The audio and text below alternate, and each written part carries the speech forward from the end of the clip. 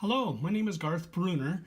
I'm a children's book illustrator and a lunch bag daddy doodler, meaning that I draw quick doodles on my kids' lunch bags every school day, and I've been doing that for several years.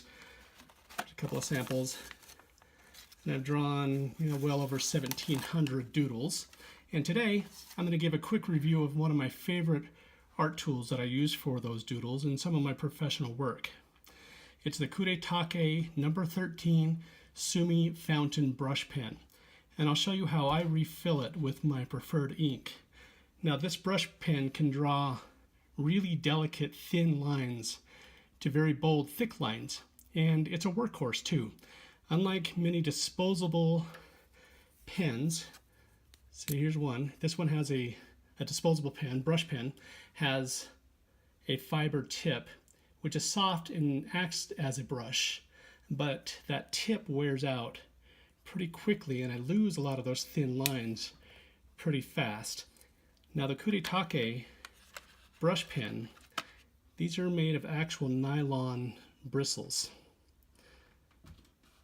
This thing lasts forever. It keeps its tip for quite some time, and I'm pretty abusive as well with it. So drawing on lunch paper bags and drawing fast, this tip will last me for about a year before it stops giving me the thin lines that I like. Now, it's beautifully built as well. The cap and the barrel are made of metal and have a nice black finish, and I throw this thing into my pen bag, and then I throw this into my backpack every day, and so it gets jostled around quite a bit, but it holds up really well. Here's my old one. This one I've been using for at least a year, and I don't even see any scratches on it. Really, it's really well built. Now, the pen comes with 3 black ink cartridges that have water-soluble inks, and they're very convenient to swap out. Let me show you these little ink cartridges. Now, I don't use these just because even after drawing, they're water soluble, and even after drawing they smear. I like to paint with watercolors over the ink lines, and even after drawing, the water will smear it. Now, if you work the other way around and you do your colors first, watercolors first, and then do ink on top of that, of course it would work really well. But what I like to use is a Cornor Rapidograph ink that I got from a past job. Now, this is pretty big here. You can see it's just enormous. I got this from a past job when we went away from airbrushes and went to computers. And so I grabbed that, and it's got a really long shelf life. And I've had this container, which I don't think you can buy at this size anymore, for over 20 years, and it's still great. It's a deep black ink that does not smear with watercolors after it dries, and it doesn't even clog the brush pen one bit either. It's made for rapidograph pens, of course, with really small tips, and so it's made not to clog, and it works great with this brush pen. Now, in order to use my preferred ink, I bought a platinum fountain ink converter. This is the Kuretake pen uses the Plat 500 model converter.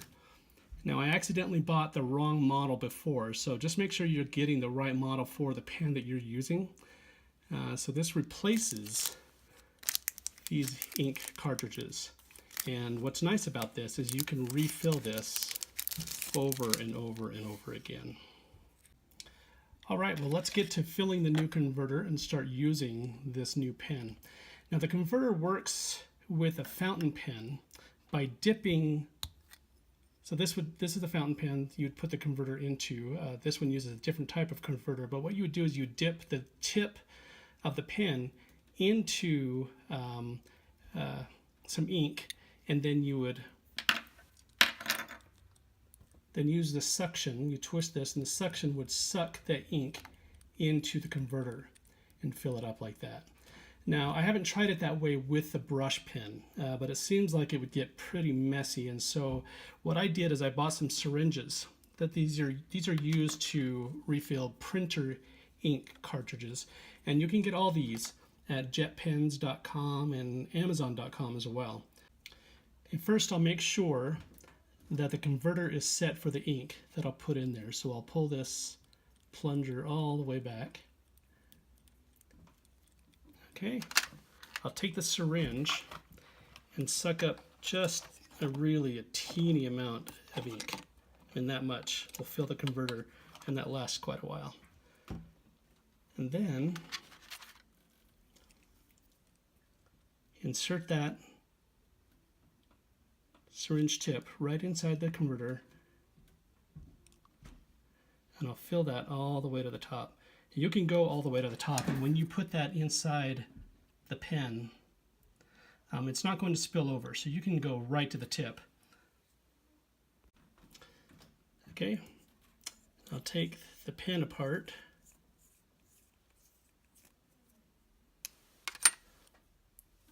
And just insert that right in there and push it. You don't need to twist it, you just push it until it won't go any further. That's it. Now we're just going to wait for the ink to come down into those bristles. And it'll take a while, so I don't think I'm going to have you just sit here and wait for it. I'll let you know how long it takes. All right, well, it's only been about a minute, and already you can see the ink flowing down into the bristles there.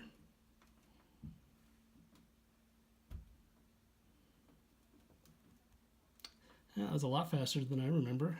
Nice. And so, as you can see, the light's not very good here. It'll do very, very thin lines all the way to really thick lines. And it just bounces right back to that thin point. It's so smooth and so nice. I love it. Okay, so that is set. Put the pen back together like this. And the cap keeps that ink dry, or not dry, it keeps it wet and doesn't dry out. And just pops right on. And that's set. Now what I think I'm going to do is keep my old pen to fill in large areas. It doesn't give the thin line as much as the newer pens, and so I'll use this to fill in a lot of area, and then when I want to use thin lines, or get thin lines, I'll use the brand new brush for that. So I'd better mark this pen as my old one somehow, because you really can't tell the difference between the new and the old. This one, like I say, is over a year old, maybe 2 years old, and it still looks brand new. I can't tell the difference. And if you don't want to purchase the whole pen to refill or to replace the tip, you can buy just the tip itself. It's how it comes. This is one of the older ones that I had. And you can buy this for maybe half the price of the pen. But again, I bought a new one just so that I could use one for the heavy lines and one for the thin lines. There are also higher quality Kuretake brush pens that use real sable hair, which is nicer, and they get a lot of really good reviews. But this one with the nylon brush tip works really well for me. I don't have any concerns with it at all, and probably someday I'll get one of the nicer brushes. But since I'm so brutal with some of my drawings, using the less expensive pen. This one I got, I believe, for like $16. The higher quality ones, I think their numbers 40 and 50. This is 13. The 40, I think, is around $26, and the 50 is around $32, $34. I think that's on Amazon. I hope you enjoyed this review. You can come see some of my artwork at artofgarth.com. I'm also on Instagram at artofgarth, and we'll see you there.